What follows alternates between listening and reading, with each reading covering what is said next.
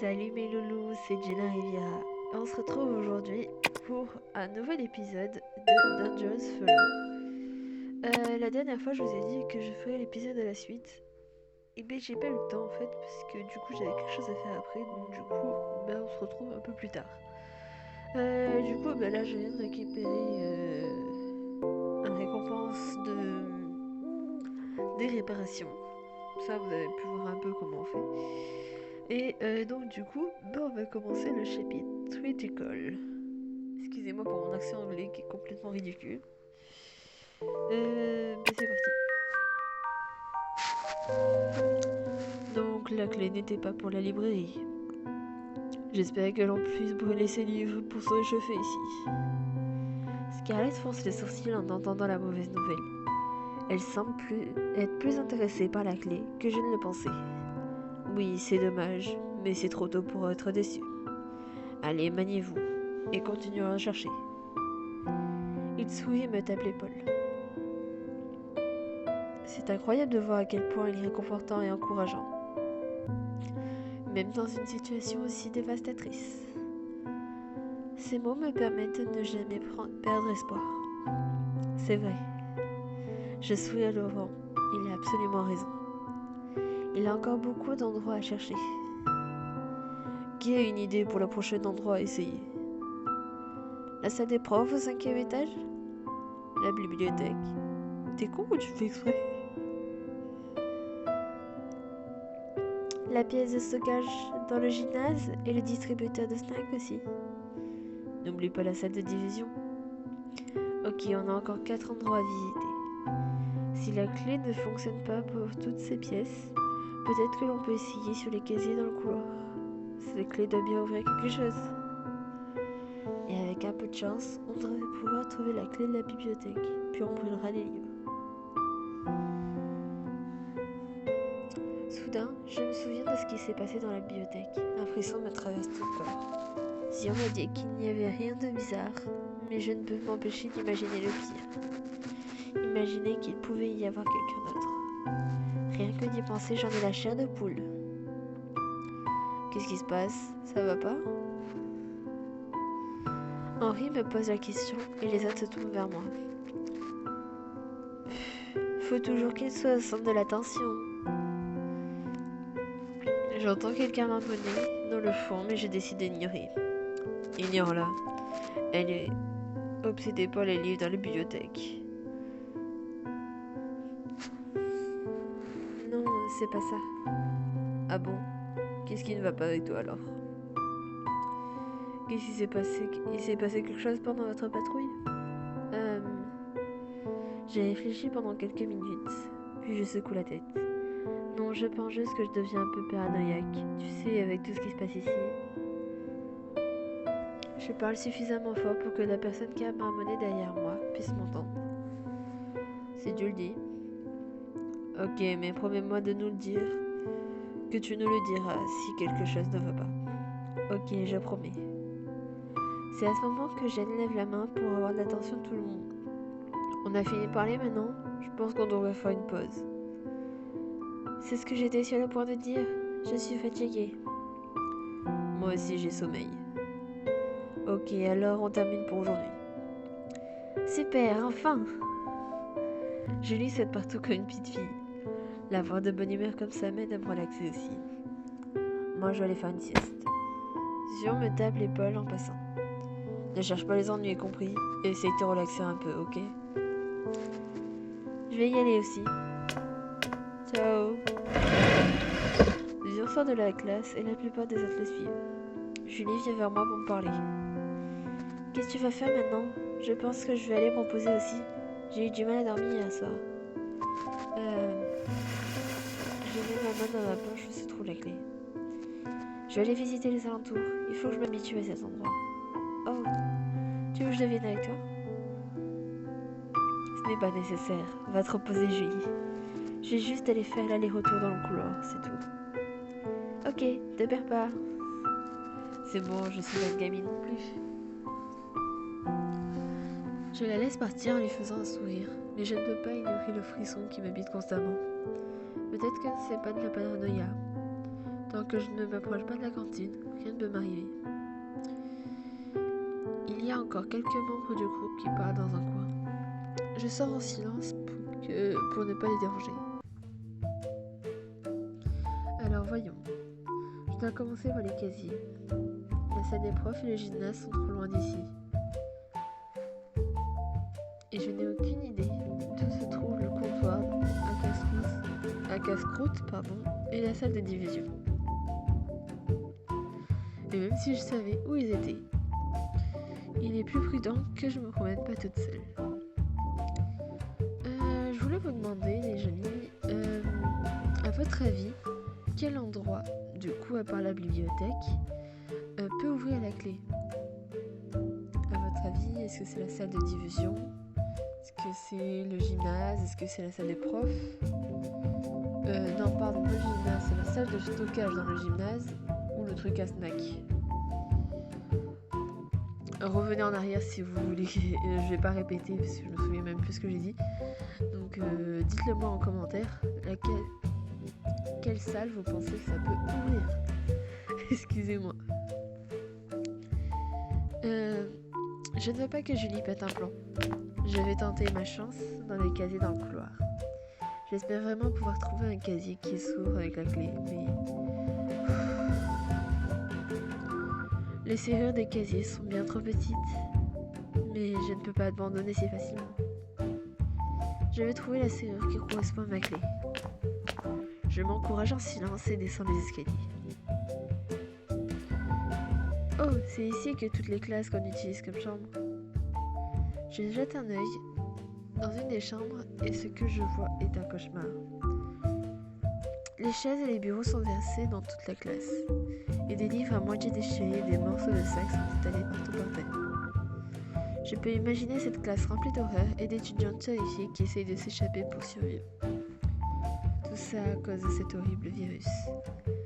Si tout ça n'était jamais arrivé, je serais en train de passer une journée normale comme je les aime, en classe avec mes amis. Je me demande où ils sont, et ma mère aussi. J'espère qu'elle est en sécurité. On avait prévu de sortir manger au resto ce soir-là. Je serre le poing et secoue la tête. Ce n'est pas le moment d'être émotionnel. Je dois rester forte. Je dois survivre jusqu'à la fin. C'est la seule manière de les revoir. Alors que je suis sur le point de faire un pas en avant. Chouch. Excusez-moi pour les bruitages qui sont vraiment dégueulasses. Un bruit étrange vient des escaliers. J'ai trop peur pour me retourner et voir qui c'est. Le sentiment de peur que j'ai ressenti à la bibliothèque me parcourt de nouveau la colonne vertébrale. Bang! Plus le bruit se rapproche et plus mon cœur accélère. Mon cœur bat tellement fort que je peux presque l'entendre. Tout ce que je peux faire maintenant, c'est de retenir ma respiration et attendre que ça passe.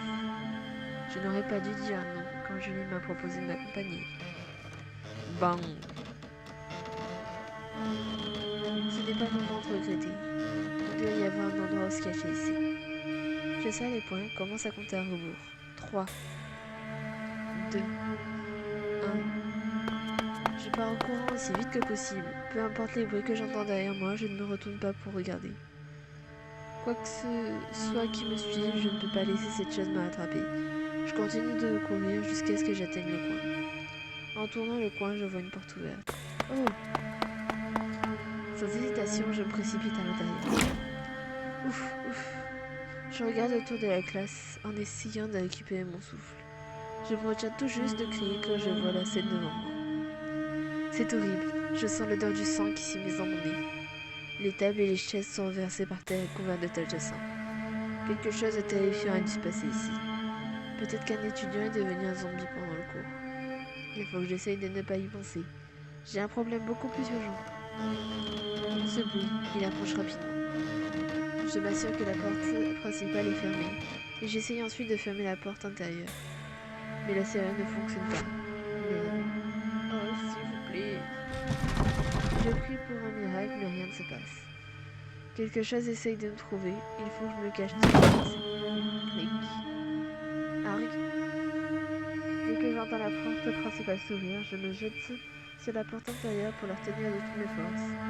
Je ne peux pas laisser cette chose. Je secoue la porte encore plus fort. Bien que ça ne va pas abandonner facilement. Je ne sais pas si je vais pouvoir tenir encore longtemps. Je peux quasiment sentir sa respiration à travers l'ouverture. Attends un peu. Est-ce que les zombies respirent? Et si ce n'était pas un zombie? La porte est secouée. Quoi que tu sois, va-t'en! La chose a intérêt de arrêter de secouer la porte. Désormais, elle commence à gratter la porte en faisant des bruits terrifiants. Je n'arrive plus à tenir, mais je ne peux pas abandonner. Mes bras commencent à trembler. Je ne sens plus mes jambes non plus. Je dois rester concentré, sinon je vais perdre ma force et cette chose va pas forcer le passage. Il fait très froid ici. Si seulement je pouvais avoir des vêtements plus chauds. Ah ah! C'est parti. Pull confortable. Ça a l'air confortable. Ça va me tenir chaud quand il fera froid.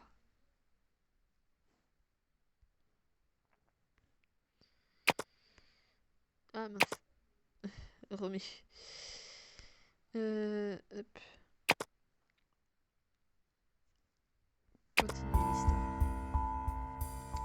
Il fait très froid ici. Heureusement que je suis habillée chaudement. Grâce aux gants, je peux tenir la porte bien plus longtemps.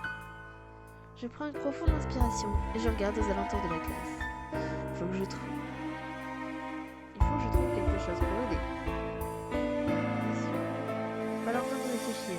Assure-toi de choisir une option dans le temps imparti. Alors, juste pour le moment, mes amis. C'est juste que comme moi, j'avais pas pris la tenue la première fois, ben ça, je connais pas. Donc à partir de maintenant, je connais pas. Alors, il faut que tu choisisses. On va prendre l'indice parce que je sais pas. Soudain, j'aperçois un tas de cordes dans le coin de l'œil. Si j'utilise la corde pour attacher ces bureaux ensemble et bloquer la porte, je peux peut-être gagner du temps.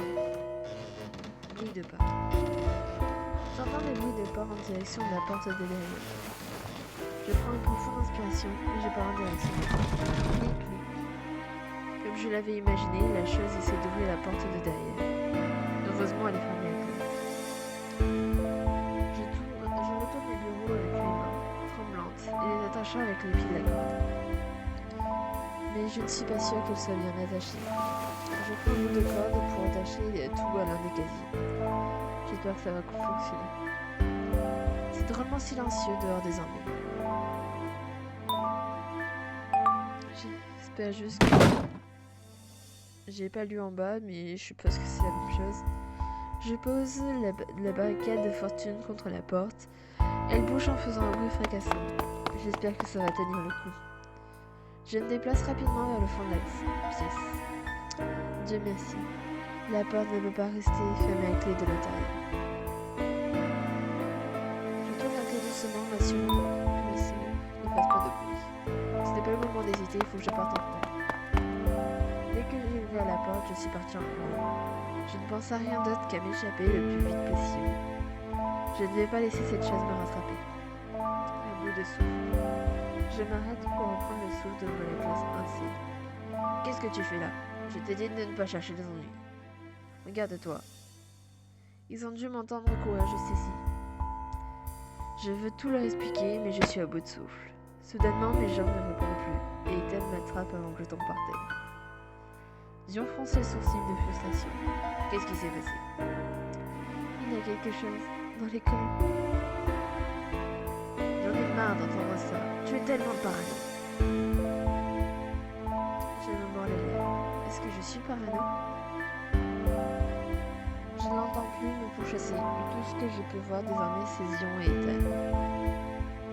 Les voir devant moi était suffisant pour me faire sentir en sécurité. Soudainement, mes yeux se remplissent de larmes. Quoi? Tu pleures? Ethan regarde Zion. Il ne semble pas savoir quoi faire. Non, ça va. Je suis juste soulagée. Merci à vous deux. Je les regarde dans les yeux et les remercie avec un sourire faible. Ethan ne dit rien, mais il me caresse les cheveux. Zion se gratte la tête et détourne les yeux. suis ensuite rentrée dans la classe, je regarde le couloir vide. Je suis sûre que ce qui me poursuivait était une personne. J'en suis certaine. Ah. Eh bien, je pense que c'est la fin de cet épisode, les gens. J'espère que ça vous a plu. Je crois même que c'était un peu plus long que ceux d'habitude parce que j'en suis déjà à 15 minutes d'enregistrement. Je vous repose la question, j'espère que ça vous a plu. J'ai découvert une nouvelle partie de l'histoire en débloquant cette tenue. Ça me fait très plaisir. J'ai assez pour dévoiler la prochaine, donc la veste de sport. Et je suis sûre que très bientôt, je pourrai prendre le joli pull pour la dernière partie. Mais je vais découvrir tout ça avec vous, puisque je n'ai pas pu les acheter la première fois que j'ai joué. Donc en attendant, je vous fais de gros bisous et à très vite mes loulous.